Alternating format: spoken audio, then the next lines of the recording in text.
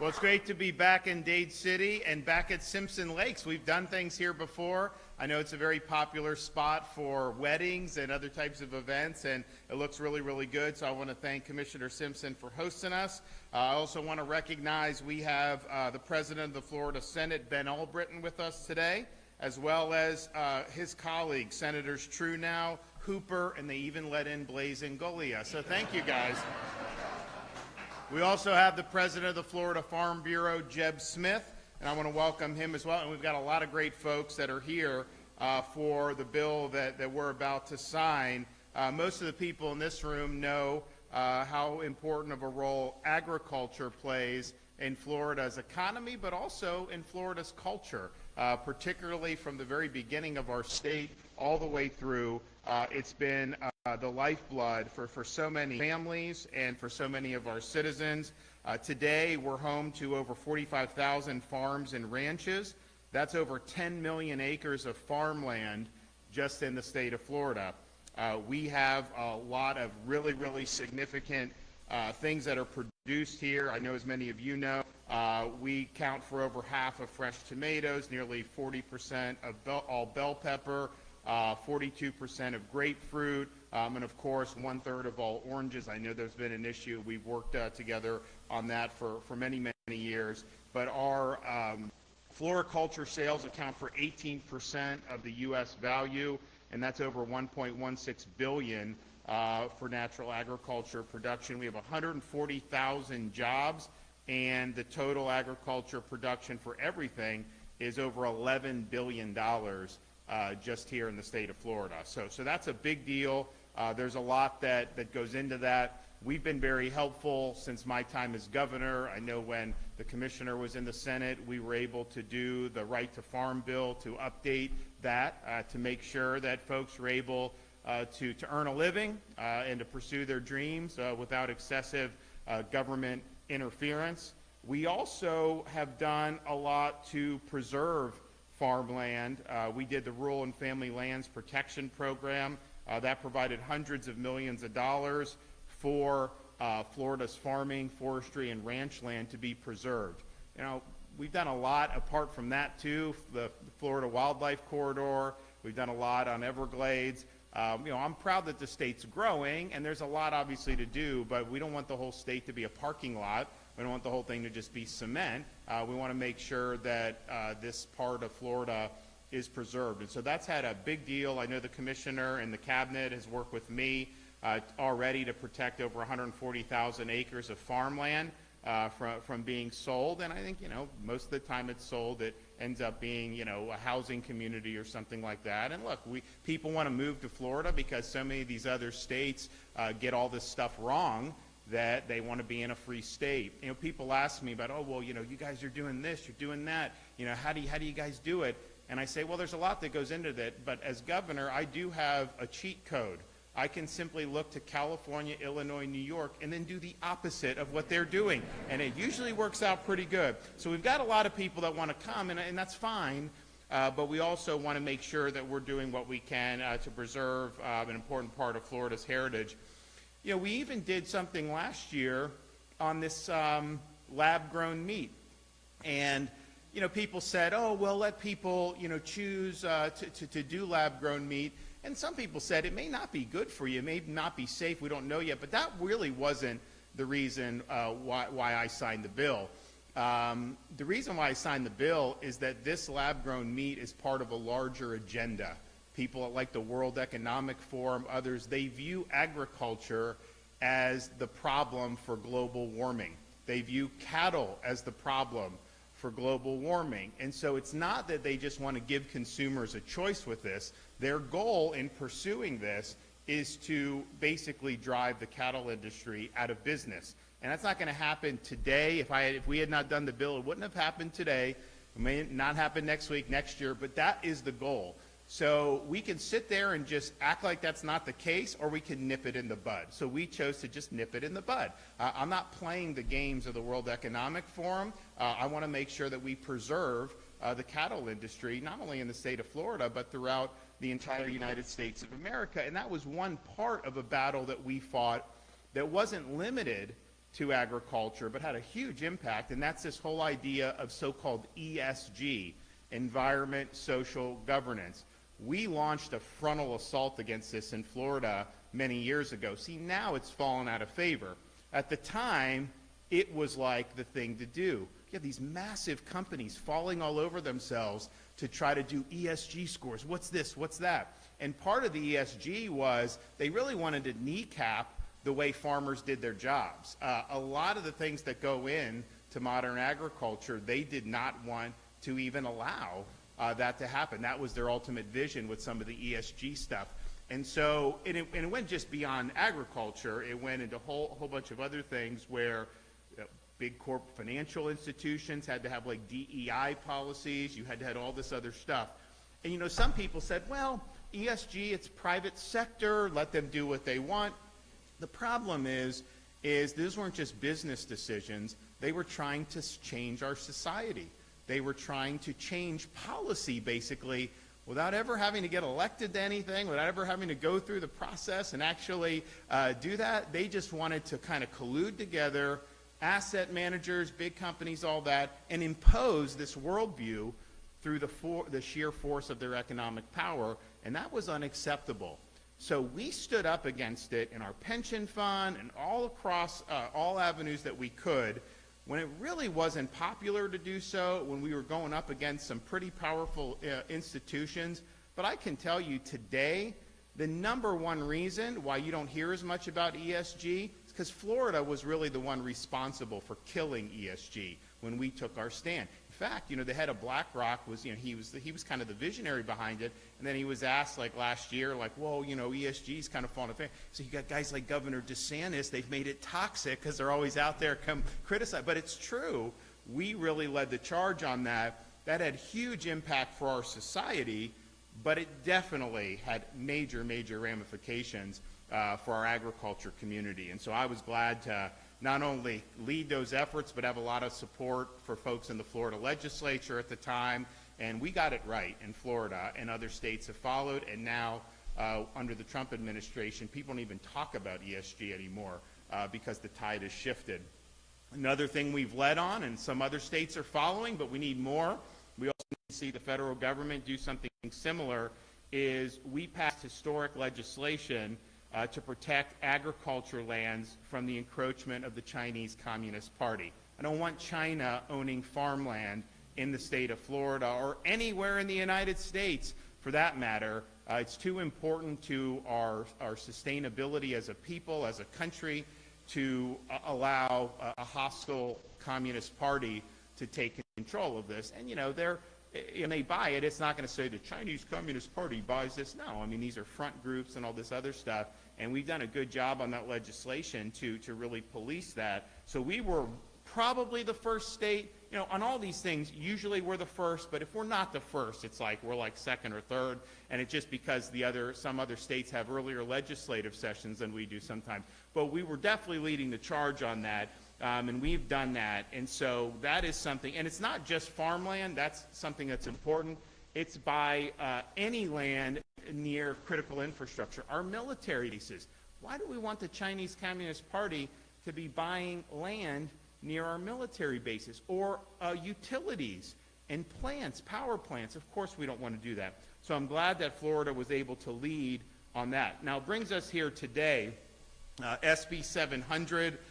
Is the farm bill for the state of Florida.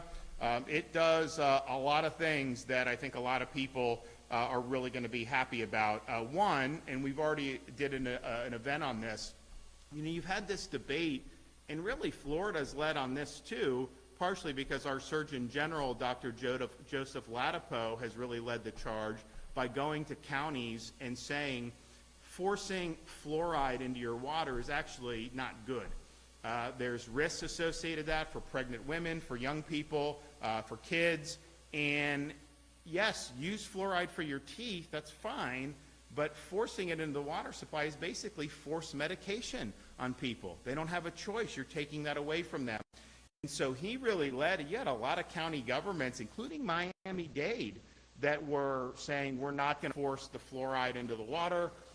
People want to use it on their teeth, great, you know, but it's readily available now And so that led to this being put in the Farm Bill to say, that local governments cannot engage in this fluoride forced medication. So the counties that did it are great, but now that's going to apply statewide once we sign the bill and it formally goes into effect. And it raises a larger issue about, and I think we saw a lot of this with COVID, that we had to fight back against.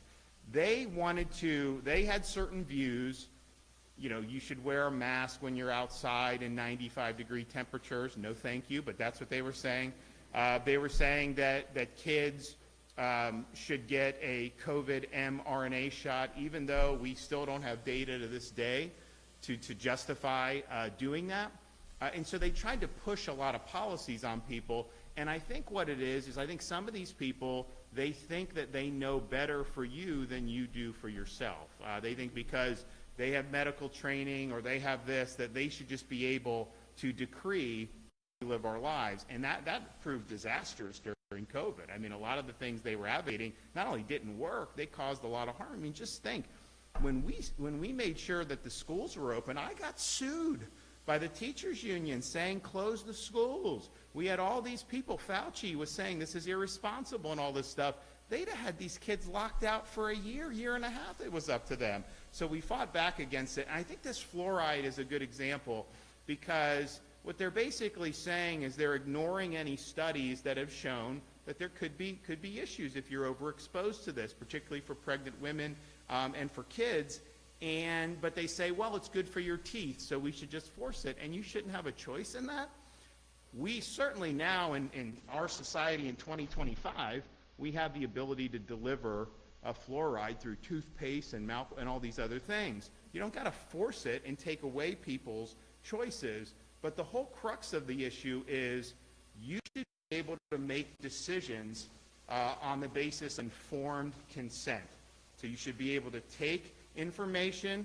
You should be able to talk to folks, your doctor, your friends, your family, whatever, on any of these issues, and then make an honest judgment about what you think's best for you and your family. Forcing this in the water supply is trying to take that away from people who may want to make a different decision rather than to have this in water. And honestly, this is a much bigger issue. I mean, the fluoride is kind of one touch point, but it's a much larger issue about how some of our physicians treat different patients. There are places in this country where folks are denied medical treatment because they didn't get a flu shot or they didn't get an mRNA COVID booster. I mean, first of all, the COVID boosters, people still get COVID. The idea that is like something that you should have negative consequences because you decide not to is ridiculous. And the flu shot, I was in the Navy, they would force me to take these flu shots. And it's like, honestly, sometimes you have a negative reaction to it, right? And the data on it is not great. It's very underwhelming. And so to say that someone that may need medical attention, that you're not going to treat them because they haven't done this, that is not what informed consent is. That is saying if you don't do what they're telling you to do, you're going to have really serious negative consequences. Well, it's not a free choice at that point. And you even have some pediatricians, they will not take children as patients unless the children get all of these, like the COVID jab. And first of all, CDC put that on the immunization schedule, and we were opposed to it from day one because there wasn't data to support it. We were the first state in the country to recommend against mRNA shots for kids.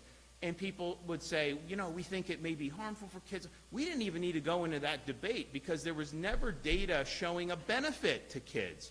And so if there's no benefit shown through a clinical trial, then how are you even doing this? But that's what it's coming to in this country, where you're penalized for making a choice based on the available information. And I don't think that that's right. I know we extended some of our medical freedom protections this year with some of the legislation that was passed.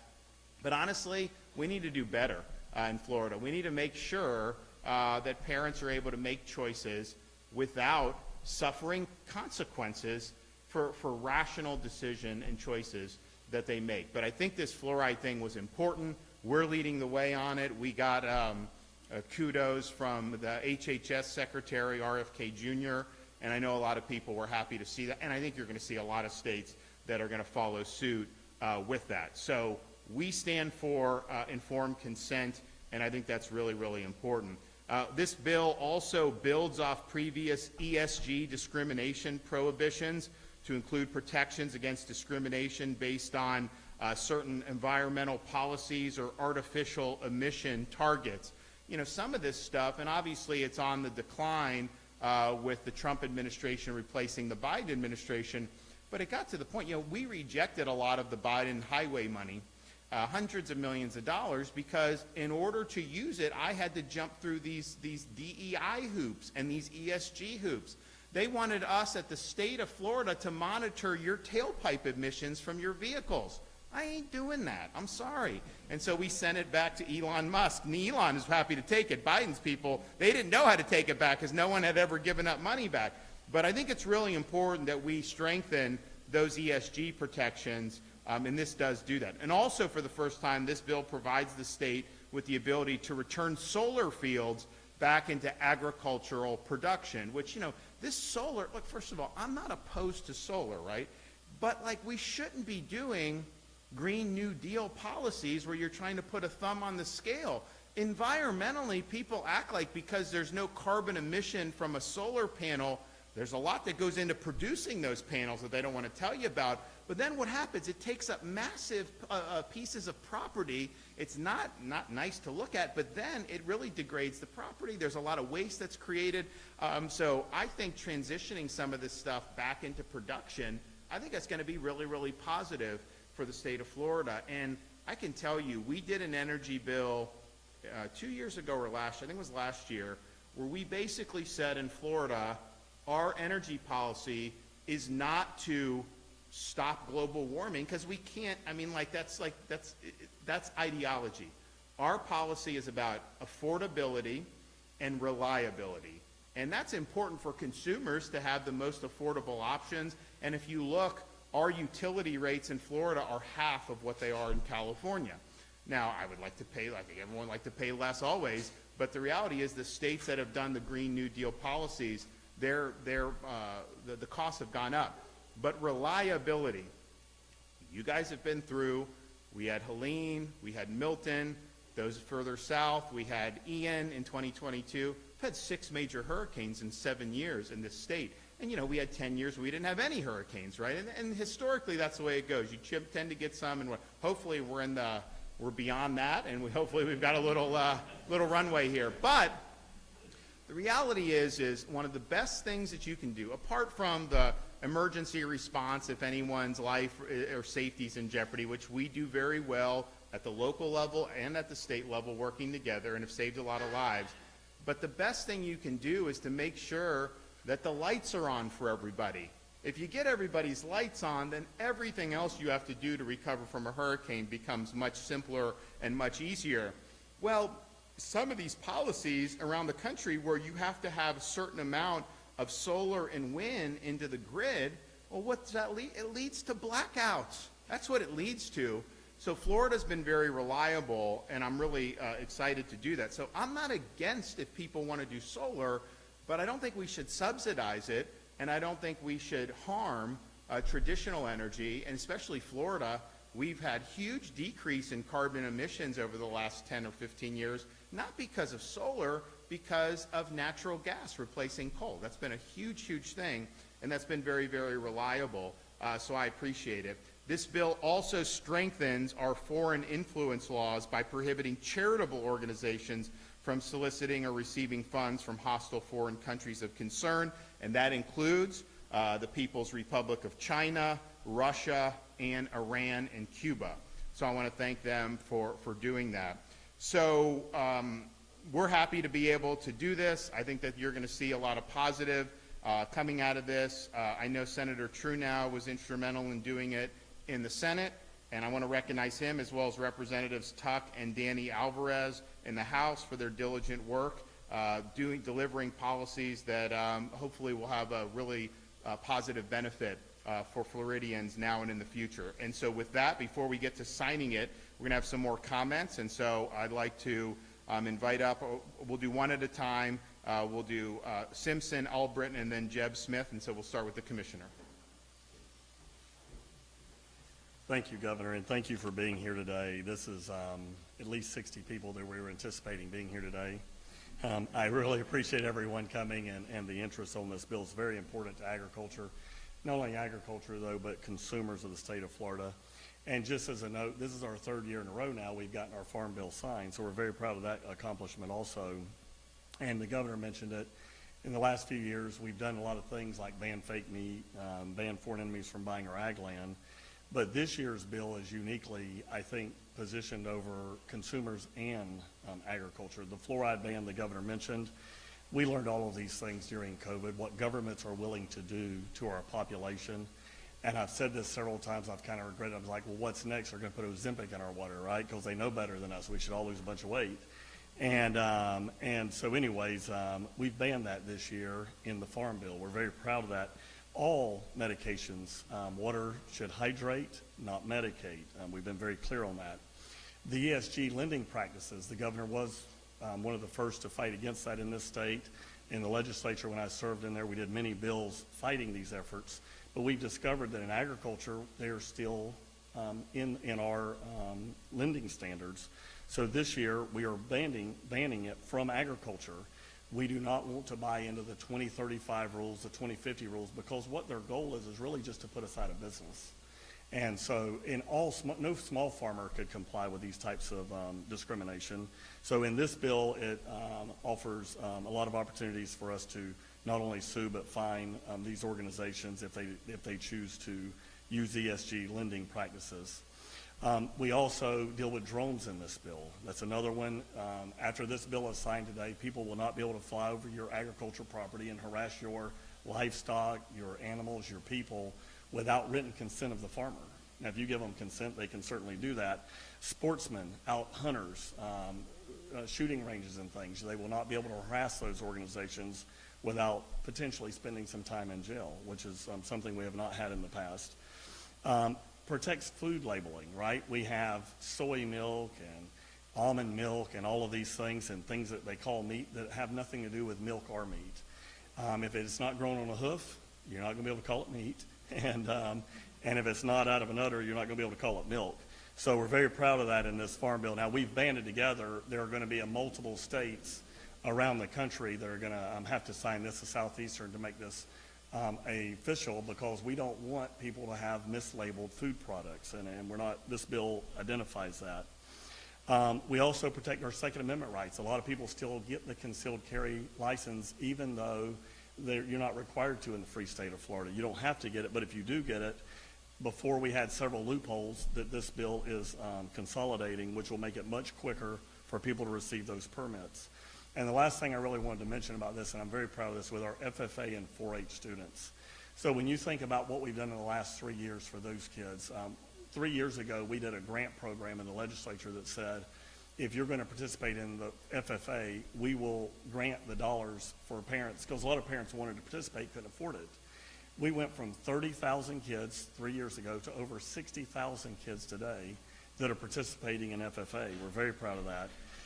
And then we come to step 2 of that, is that then the school systems would not allow them to have an excused absence to participate in FFA and 4-H events. So last year, we said, you know what, we're not going to do that any longer. It is an excused absence, mandatory excused absence to participate in 4-H and FFA events. So checkbox number 2. And then this year, it's about zoning. Well, we would love to participate in FFA and 4-H, but our zoning won't allow us to build those type of facilities at our schools. This Farm Bill says that no, in an educational facility, you can build that infrastructure to help support agriculture. So we believe when this bill is signed that this is going to really unleash the full efforts of parents and children that want to participate in agriculture, FFA and 4-H. I was talking to the Federation of Fairs this morning. I said, get ready. In 2 or 3 years, when these barns go into these cities and communities where they currently can't have them, you're going to have a lot more FFA kids show up at your schools, a lot more 4-H kids show up at the schools. So we're very proud of what you're doing here today, Governor. You've been a champion on these issues. Our Senate President's here today. I know he's speaking next. We're very proud of the legislature.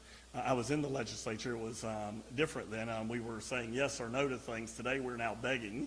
And But the legislature has been very good to the Department of Agriculture and Consumer Services. Very proud to have the president here today.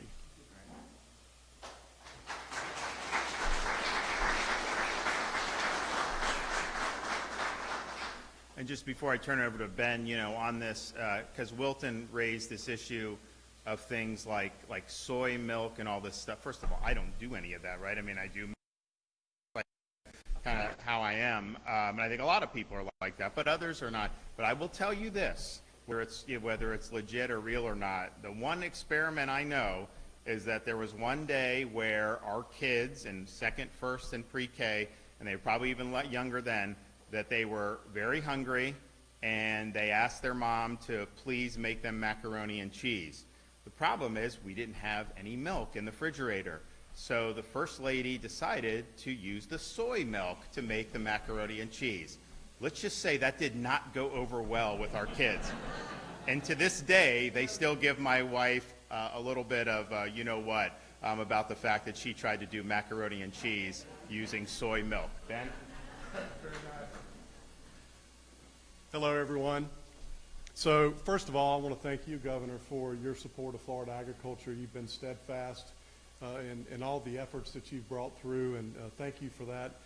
Commissioner Simpson, thank you very much, not just for your leadership in the agency today, but through the legislature.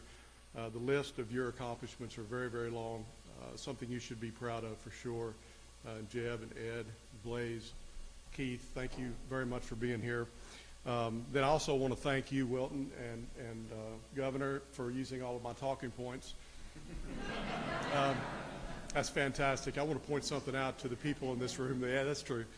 I want to point something out to the people in this room and anybody that can see us out there through the cameras. The Great Seal of Florida has in God we trust. That's important, right? God is praiseworthy. I'm thankful to God for everybody in this room. When I look around here, I'm myself, I'm a fourth generation citrus grower, and I look around this room and what I see is I see a lot of folks here that are multi-generation farmers. It is part of the DNA of Florida. The governor mentioned that earlier, but it is absolutely part of the DNA of Florida. It is, quite frankly, I think the best part of Florida. Whether it was 1 acre or 10 million acres, Florida farmers bring a value that nobody else can bring. The resilience, you used the word resilience, Governor. Florida farmers are resilient. We don't know any better, right? Whether it be a storm or a disease, all we know is how do we get to the next crop? And the great news is back home, most everybody that I spend time with grows something for a living. You can learn a lot from people that go through that exercise every day.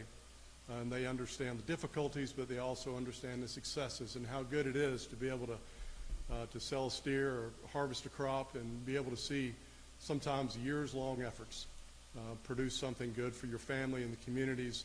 So I applaud everybody here that grows something for a living and anybody that can hear my voice out there. We are thankful to God for you. We are thankful that you are in the fight. The Florida Senate, I can tell you, for various reasons, but we are in the fight to support Florida agriculture. It is very, very important. One piece I will mention that was not part of this, that one piece y'all didn't take.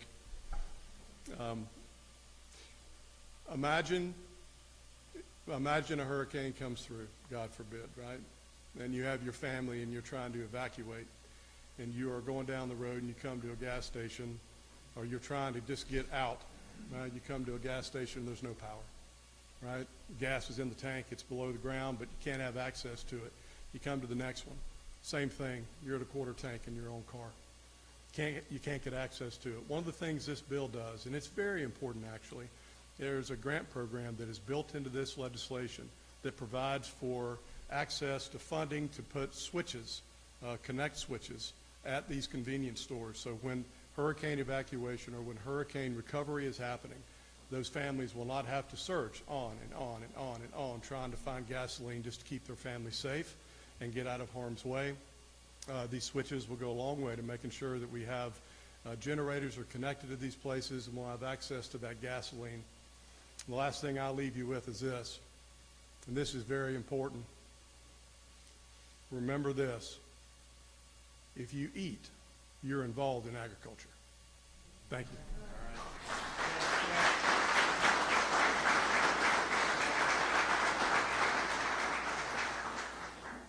Well, I tell you what, it blesses my heart to see such a large group of folks and Governor, from all over this state, from ranging in ages and commodities. Thank you all for being the importance of what this is to Florida agriculture. Give yourselves a round of applause on that. I want to say thank you, Governor DeSantis, for signing this today, Commissioner Simpson for your leadership, and others as well. It is truly an honor to be able to stand alongside leaders who govern, and I will say by upholding our values and by conviction, consistently putting Florida and its people first. You know, agriculture is not only the backbone of Florida's economy, it is the cornerstone of our national security. You know, from fresh produce on our tables to the fiber and foliage that support countless industries, Florida farmers and ranchers work tirelessly to feed and supply not only our state, but the entire nation. Their work is vital, and it deserves policies that protect and strengthen their ability to succeed. The Florida Farm Bill is a critical step in that direction by addressing essential needs, such as, and one thing that wasn't mentioned, our workforce housing for legally verified agricultural workers. This legislation ensures that our farmers have access to a stable, dependable labor force, and it supports those who follow the law, contribute meaningfully to our communities, and help keep our agricultural economy thriving. You know, we commend Commissioner Simpson, Senate President Ben Albritton, House Speaker Danny Perez, Senator Keith Truenow, and Representatives Kaylee Tuck and Danny Alvarez for their leadership and commitment to this issue. Their work on the Florida Farm Bill directly supports agricultural production in Florida and Governor DeSantis' broader efforts to combat illegal immigration while also assuring adequate employment by providing the workforce required for our state's agricultural industry. By prioritizing legal workforce solutions, this bill reinforces the governor's mission to protect Florida communities, uphold our legal standards, and put Floridians first. This bill is the result of exceptional, great leadership in Florida, targeting practical and deeply supportive of both our economy as well as security interests. We are proud, as Florida agriculturalists, to stand behind the Florida Farm Bill, Governor DeSantis, Commissioner Simpson, and the legislative leaders who have made this a priority. Thank you all for all that you've done. Okay. All right.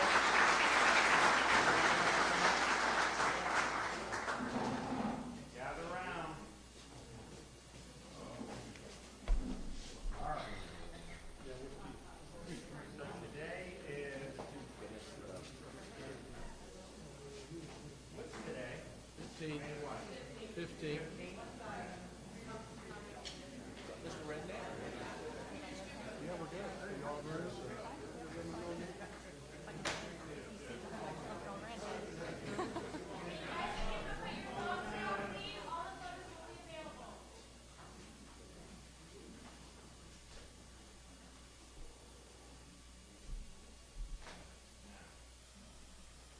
So I've got young kids. Who wants a pen? How young? You're maybe young enough for that. You're mature enough. You can handle permanent. Anyone else? Any kids out there in the audience? Do we have any more? Anyone want to bring something home for their kids? Okay, there you go. Come on. Right here. Well, these are the normal ones, so you guys want anybody? One more. All right, here we go, guys, right here.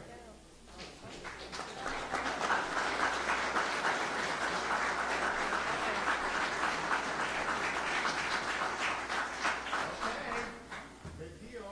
Thanks, guys. Good work. Good job. You can take a seat so the governor can come back up to the podium.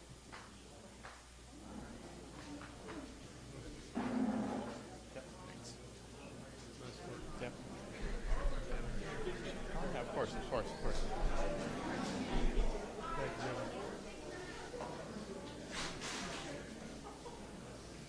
All right, well, good work. I'm glad you got such a great turnout. I want to thank everybody who does a lot of important work for our state. It's an important industry, important for the culture, and I know a lot of folks. You know, it's funny. There's a lot of people in this country that think of Florida and they think of Disney World or Miami Beach and like that's it, and they don't even realize, you know, that we have major cattle industry. I guess people know citrus, but some of the other stuff people don't know. So it's a big, it's a great story to tell and a big part of the state's culture. Okay, do we have any questions?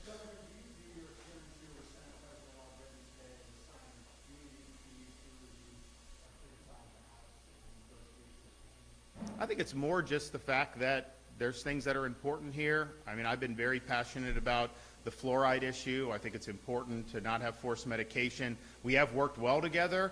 I think he's somebody that is trying to do the best he can to represent his constituents, to obviously manage his caucus, and then ultimately to do what's best for Florida. And I think that's the way, you know, it should be done. And quite frankly, that's been the way that that has traditionally been done in Florida over these years I've been here, for sure. Look, I'm very frank when I see things in the other chamber that I don't think are consistent with what the voters sent them there to do.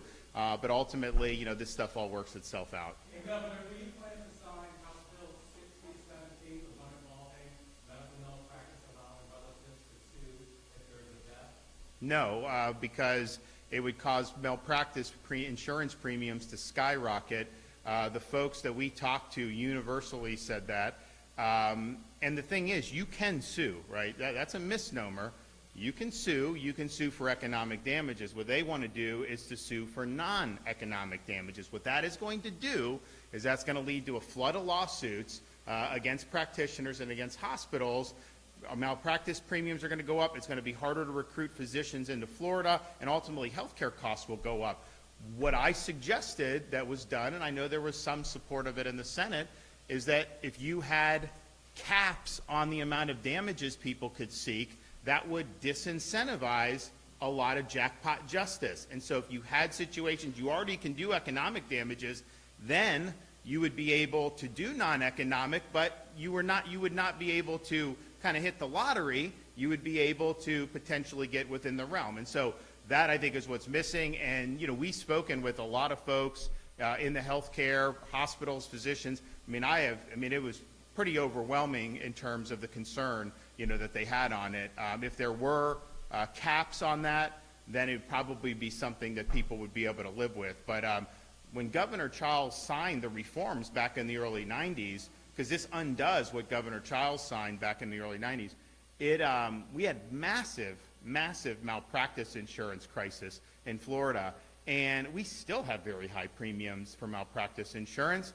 Part of it is, you know, we've had a lot of litigation over the years. We did have caps that were put in that the old liberal Supreme Court said were not constitutional. I don't think that was the right decision, and I don't think this court, current court, would reach the same conclusion. But that was done because they were dealing with a crisis. And so, and I understand, obviously, and as somebody who respects physicians, I also lived through COVID, and I understand that they get things wrong. So I'm not opposed to holding them accountable for medical malpractice. To the contrary, I think you need to do that. And I know there have been people that have been victimized, have family members, and it's a really, really sad thing. But I also know you have to look at the global view. What is it going to do for the overall access to care, prices, the willingness of physicians to come here? And that was very clear to me in speaking with folks. Yes?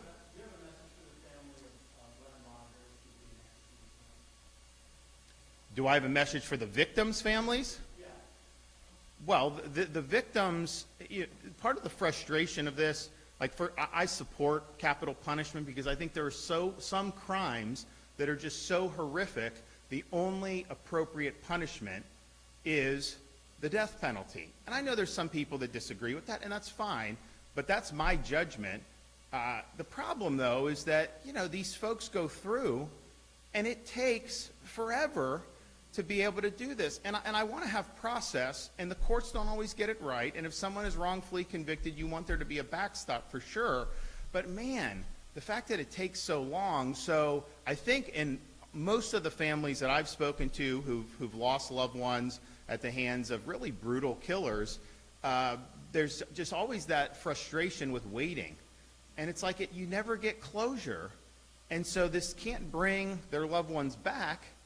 But I think what it can do is at least provide some closure that this whole legal enterprise has come to a conclusion. They don't have to worry about something happening down the line.